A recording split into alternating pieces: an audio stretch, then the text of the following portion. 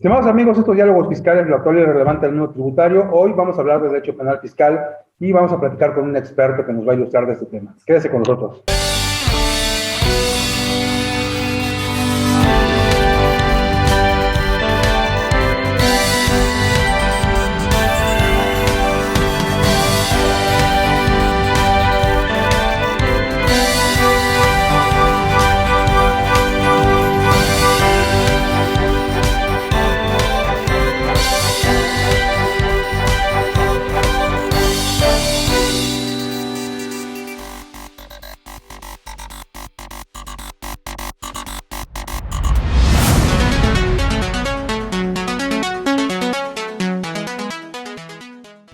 ¿Qué tal, estimados amigos? Como platicamos en la introducción de este programa, hoy vamos a platicar de delitos fiscales. Vamos a hablar de este vínculo que existe entre el derecho penal y el derecho fiscal administrativo. Y hay un experto que nos va a platicar de este tema, nos ha acompañado ya en múltiples ocasiones, desde su casa, maestro Antonio Monreal Luna. Muchas gracias por acompañarnos, como siempre.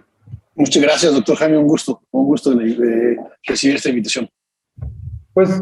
amigo, como siempre, platicar de estos temas contigo es apasionante porque, bueno, siempre nos pones temas nuevos sobre la mesa. Y hoy en particular, bueno, haces una distinción, una separación entre el derecho penal fiscal, el derecho fiscal administrativo y después los vínculos que se unen entre ambos conceptos. ¿Cómo quieres que empecemos? Vamos a platicar de derecho penal, fiscal y bueno, pues en principio tendríamos que hablar de este derecho sancionador que hoy con un Estado con ciertas características particulares nos hace temer a quienes tenemos vínculos con el fisco, temer y en muchos de los casos sin que haya siquiera un antecedente que tuviera que preocuparnos, pero bueno,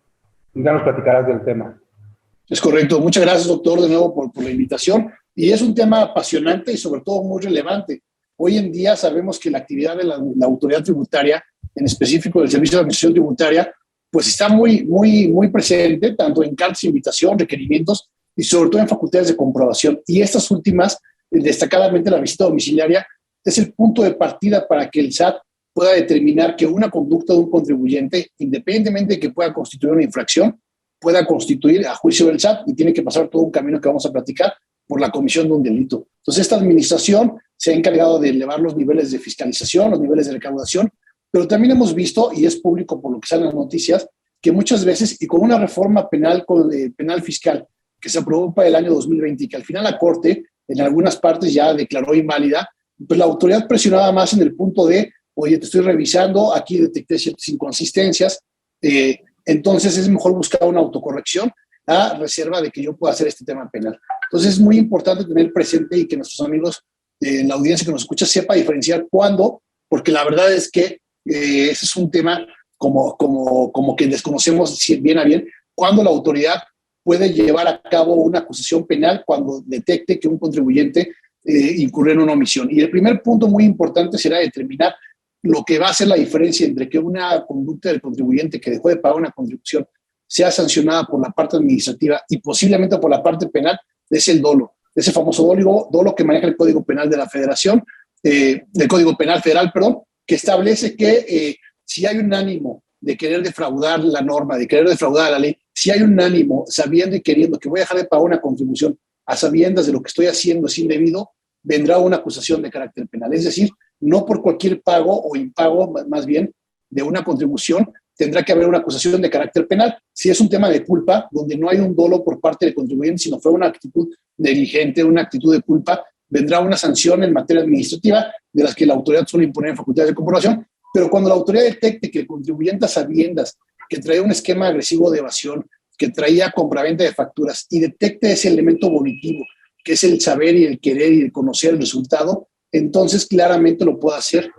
o puede llevar esta determinación en principio administrativa al ámbito de lo penal. Y lo platicábamos y lo hemos platicado contigo muchas veces. La verdad es que cuando estamos en una facultad de comprobación asesorando a un contribuyente, es muy tenue la línea para poderle decir, yo creo que el tema si es penal o no es penal, no depende de uno, no depende ni de los propios auditores, están los comités de las desconcentradas, los comités de las áreas centrales, donde determinan que lo que se detecta en una visita puede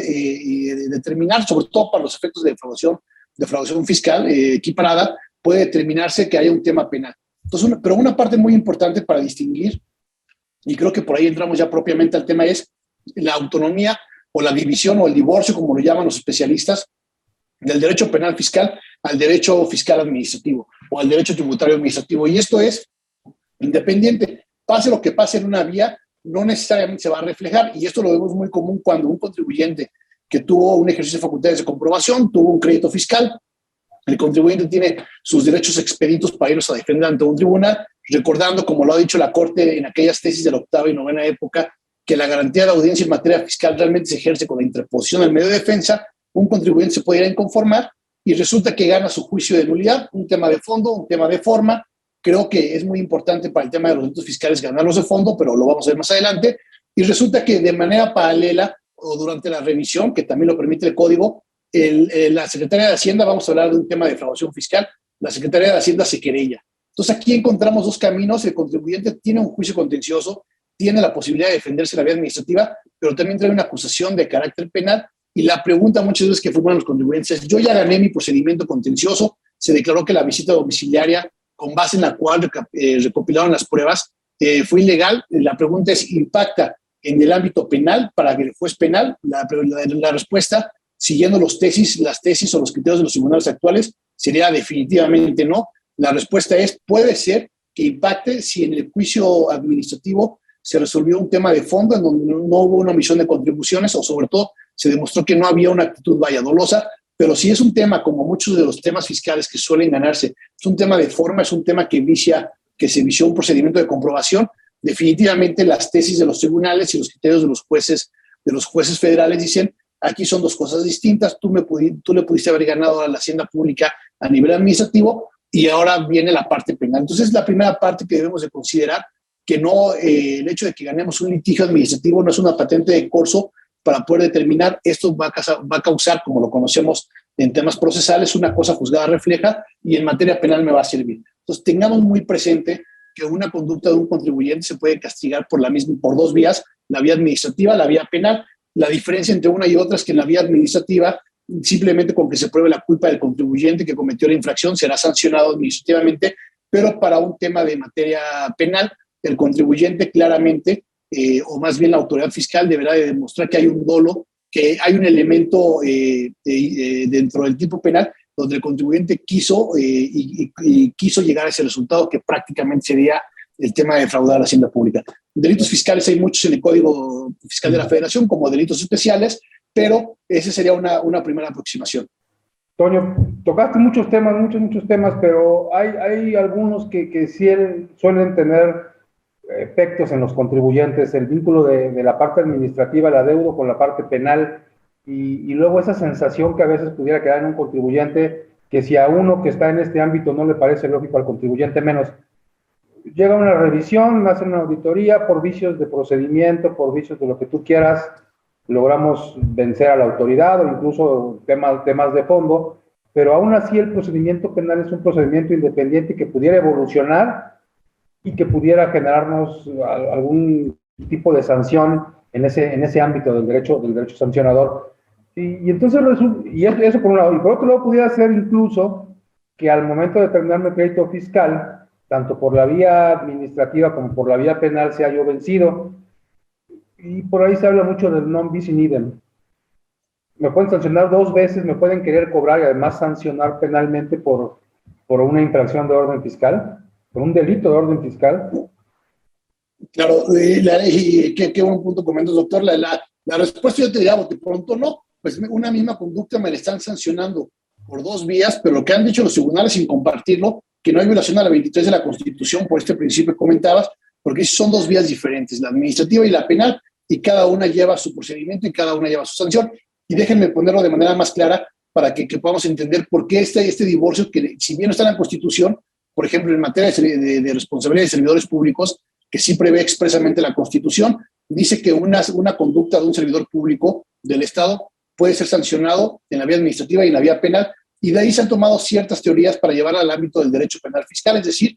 hay una misma conducta del contribuyente, y es lógico y es válido y hasta constitucionalmente válido, dicen, que una misma conducta sea sancionada por la vía administrativa y por la vía penal. Yo pensaría técnicamente, y en un tema meramente académico, doctrinario, que sí se está sancionando 2 veces por la misma conducta y hay una clara violación al 23 de la Constitución, pero definitivamente los tribunales no lo han pensado así, Y el mejor ejemplo que tenemos para sustentar la teoría de las autoridades, de donde no hay violación a este principio, de no bis in idem, es exactamente el tema de la responsabilidad del servidor público, que dice la Constitución, me parece que en el 109 de la Constitución fue reformado, permite sancionar a un servidor público por las dos vías y eso le da la pauta de que sea un tema constitucional. Pero es un tema, entonces, muy importante y yo les decía, no es por mucho una patente de corso tener la sentencia de un juicio administrativo e irnos a un ámbito penal. Han cambiado yo creo que los criterios son emitidos bajo el viejo sistema penal y también bajo la concepción de que no estaba tan vigente la reforma de derechos humanos. Pero ahora pensemos que hay pruebas que se recopilan en una visita domiciliaria y esta visita domiciliaria es declarada nula por un tribunal administrativo. Yo no sé si bajo el concepto de la prueba ilícita que maneja el Código Nacional de Procedimientos Penales y bajo el esquema garantista del nuevo sistema penal acusatorio, estos criterios tendrán que permear, porque independientemente de que en la parte administrativa no se haya demostrado una omisión, que no hay una omisión o una conducta que el contribuyente sabía claramente que estaba actuando de manera indebida, de todas maneras son pruebas, son documentales que deberían de considerarse que están viciadas para sustentar un procedimiento penal. Pero creo que ahora con el nuevo sistema penal acusatorio, bajo el tema de la prueba ilícita y bajo la reforma constitucional de derechos humanos desde el 2011, que ya tiene prácticamente más de 10 años, podrían replantearse los criterios. Pero al día de hoy, y siguiendo esa parte, y yo lo he detectado mucho, de los servidores públicos en donde la Constitución permite 2 sanciones por la misma vía, pues es a lo que han llegado los tribunales por esa parte. Sin embargo, hay algo muy importante dentro de todo esto, es las cargas probatorias cambian. Contigo, doctor, hemos platicado mucho sobre la materialidad, la forma de acreditarla cuando sale publicado el proveedor, y qué nos pasa en facultades de comprobación, en acuerdos conclusivos y hasta en medios de defensa en materia administrativa. Tiro por viaje nos dicen que el contribuyente nunca puede acreditar nada, que nada es suficiente. Pero aquí es importante cómo cambia la carga probatoria. Hay que recordar que la primera sala de la Corte ha establecido que en facultades de comprobación no hay presunción de inocencia. Se ha referido al 42 de Código, al 49 de Código, al 56 de la Ley Aduanera, pero lo interesante es que si bien nosotros en materia, digamos, administrativa tenemos toda la carga de probar lo que el SAT nos dice y debemos de destruir la presunción de legalidad que está investido el acto de autoridad en el 68 del Código Fiscal de la Federación conforme a este artículo, en materia penal las cosas cambian y ahora es el Estado es el que debe de probar que el contribuyente tuvo las ganas o tuvo la voluntad, quiso y entendió las consecuencias. Entonces, no quiere decir con esto que los delitos fiscales, la Secretaría de Hacienda no tenga un buen rating. Déjame darles nada más un número a ti, doctor, y a la audiencia. Decía la Procuraduría Fiscal en un informe que 80% de los casos que judicializa obtiene una sentencia condenatoria en contra del contribuyente. Y eso, considerando lo que acabo de comentar, de que la carga de la prueba técnicamente corresponde al Estado, porque a diferencia administrativa en materia penal, sí existe la presunción de inocencia. Entonces yo no quiero, y aún así en materia penal, bueno, el contribuyente tiene que demostrar que no lo hizo. Entonces en materia administrativa basta con demostrar una culpa, perdón, por parte del contribuyente, y en materia penal la autoridad, la Fiscalía, la Procuraduría Fiscal como asesor jurídico deberá de probar todos estos elementos que hayan llevado al contribuyente a determinar de manera definitiva que quiso defraudar la ley y sobre todo hablando de aquellos delitos que requieren de querella por parte de la autoridad o que requieren de quebranto para poder tener un requisito de procedibilidad. Sí, que particularmente los fiscales están en ese supuesto, ¿no? Hay un quebranto, hay la posibilidad de que la Secretaría de Hacienda se querelle, pero ¿qué tanto entonces están inmersos o están entrelazados el procedimiento administrativo como base para iniciar un procedimiento penal? Decías, la conducta y el saber el resultado y querer el resultado son fundamentales para que un evento de orden fiscal salte al ámbito de lo penal. ¿Cómo se vincula entonces? ¿Cómo determina el SAT, cómo determina después el Ministerio Público que hay un delito que perseguir y que hubo la voluntad del contribuyente de defraudar al erario? Claro, la pregunta es muy importante, doctor, porque partimos de la premisa, yo lo sigo viendo así, hay gente tratadistas, doctrineros que dicen que no, que tiene que haber por lo menos un ejercicio previo de facultades de comprobación. El 42 del Código Fiscal que prevé las facultades de comprobación, si bien por ahí del año 2016, con motivo de la entrada en vigor del sistema penal acusatorio, se derogó la fracción octava que se refería a la investigación de delitos fiscales, el encabezado del primer párrafo del 42 dice que también las facultades se ejercerán para la investigación de delitos fiscales. Ya han dicho los tribunales que la autoridad fiscal no es policía y Ministerio Público, pero que las facultades de comprobación sirven para llegarse a elementos. Bajo ese entendido y lo que marca el 92 del código, de que también que en cualquier etapa del procedimiento puede presentarse una querella, nos lleva a pensar que por lo menos lo que tiene que hacer la autoridad para presentar una querella o un quebranto, una declaratoria de quebranto para poder sancionar, es que tiene que haber facultades de comprobación. A mí se me haría, más allá de un tema legal, un tema de lógica, o no se me haría lógico cómo una autoridad, si no ha revisado al contribuyente, puede determinar que ha tenido la voluntad, sobre todo en la parte penal, de defraudar al fisco. Decías que una lógica estructurada que tendría que aplicar el Estado, si no tiene elementos y los elementos surgen de una revisión del conocimiento de la contabilidad, no habría forma, no habría espacio para que haya un inicio de un procedimiento penal. Pero es así en la práctica, o sea, esa lógica es práctica. Pues mira, yo he visto que sí, la mayoría de querellas por el delito de defraudación fiscal o defraudación fiscal equiparada proviene precisamente del ejercicio de facultades de comprobación. Pero recordaré un caso importante del sexenio anterior de una lideresa sindical donde fue acusada precisamente de defraudación sin que se le hayan ejercido facultades de comprobación. Al final, pues fue un hecho notorio que se le otorgó un amparo y parte, no la parte toral, pero parte importante de este tema es que decía el juez de amparo, el juez de distrito, que cómo era posible que se determinara su situación fiscal a través de petición de oficios, de informes, de estados de cuenta a la comisión, si eventualmente no se le había ejercido facultades de comprobación. Como tal, no se marcó, recuerdan aquella ejecutoria como requisito, vaya, no requisito de procedibilidad, como requisito indispensable el ejercicio de facultades previo en el ámbito administrativo para sustentar una querella de carácter penal, pero la lógica decía, no puedes tú determinar definitivamente que hay un posible delito si no revises al contribuyente y eventualmente le da la oportunidad de defenderse. Hay una jurisprudencia del año 2000 de la Corte donde dice que cuando se abran facultades, inmediata o prácticamente se podría querellarse la Secretaría de Hacienda sin darle la oportunidad al visitado de que se pronuncie al respecto, pero sí estamos dentro del matiz de que se tienen que abrir facultades. Entonces, bajo este punto, y en esos delitos que son los más comunes, claramente tendrá que haber un ejercicio de facultades, y si me apuras, doctor, yo creo que la visita domiciliaria es el mejor elemento, porque una revisión de gabinete o una electrónica no es tan profunda para que la autoridad pueda detectar realmente un tema. ¿Y de qué depende que una vez que se aperturó el ejercicio de facultades, de qué depende que se vaya a un tema penal? Bueno, pues internamente, sin estar adentro, hemos visto que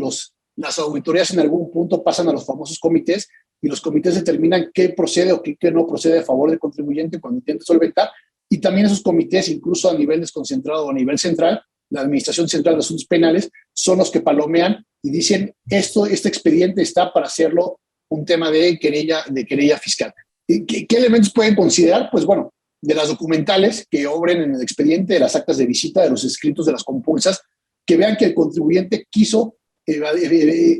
hablando del tema de dolo, quiso defraudar al fisco. El tema es cómo se palpa. Y déjame nada más poner un ejemplo, el 42B, que es de recién incorporación a nuestro Código Fiscal este año, dice que para que se demuestre la simulación, de la que también hemos platicado mucho contigo, doctor, se demuestre la simulación de actos jurídicos entre partes relacionadas, que un elemento muy importante, y no sé cómo se va a poder probar, y lo hemos platicado en otras ocasiones contigo, es que existe la voluntad de querer defraudar, de querer simular un acto. Yo no sé documentalmente cómo pueda acreditarla sin la autoridad de esa situación, pero sí es muy importante y algo debe estar haciendo bien la autoridad, porque cuando llegan los asuntos a los jueces de control y se van a las demás etapas del juicio del nuevo proceso penal, pues están teniendo resoluciones favorables. Entonces es muy importante. ¿Qué tenemos que hacer? Consejos muy importantes, destacadamente atender correctamente una visita domiciliaria para que, independientemente de lo que encuentre la autoridad, no dejar que todo se consienta para efectos de la visita y que ese consentimiento por un no pronunciamiento por parte del contribuyente se vaya al ámbito penal. Y lo hemos platicado mucho, doctor, el contribuyente, el contador y el abogado deben estar de la mano para ir llevando de la mano a la autoridad y decirle que primero no hay un tema de infracción a la norma, no hay un tema de dejar de pagar contribuciones, y si las hay, pues dejarlo en el ámbito administrativo y no llevarlo al ámbito penal. Sin embargo,